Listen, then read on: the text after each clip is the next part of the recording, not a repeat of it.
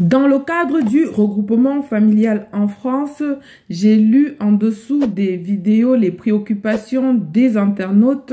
J'ai répondu à des questions et dans cette vidéo, je voudrais apporter quelques précisions importantes sur cette procédure. La première précision, c'est désormais à côté de l'envoi de votre demande par papier, vous pouvez également déposer votre demande de regroupement familial en France via Internet.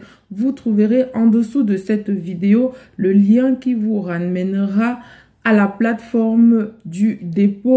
La deuxième précision concerne la liste de documents nécessaires pour une demande de regroupement familial en France. Alors, il faudrait savoir qu'il n'existe pas une liste unique de documents à fournir dans le cadre d'une demande de regroupement familial.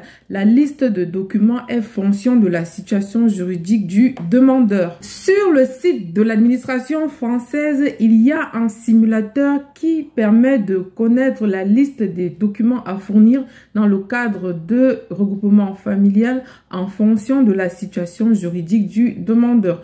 Vous trouverez en dessous de cette vidéo le lien qui vous amènera à ce simulateur.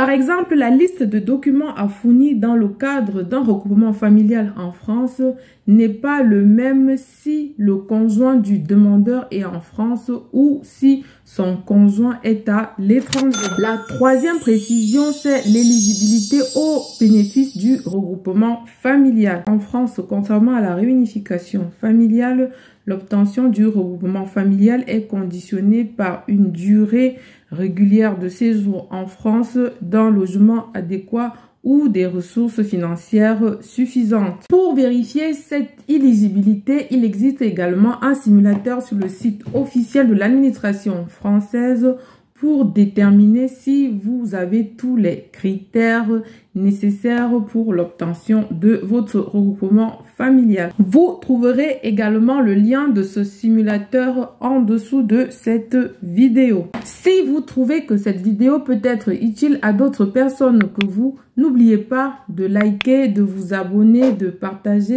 et de mettre en commentaire votre opinion.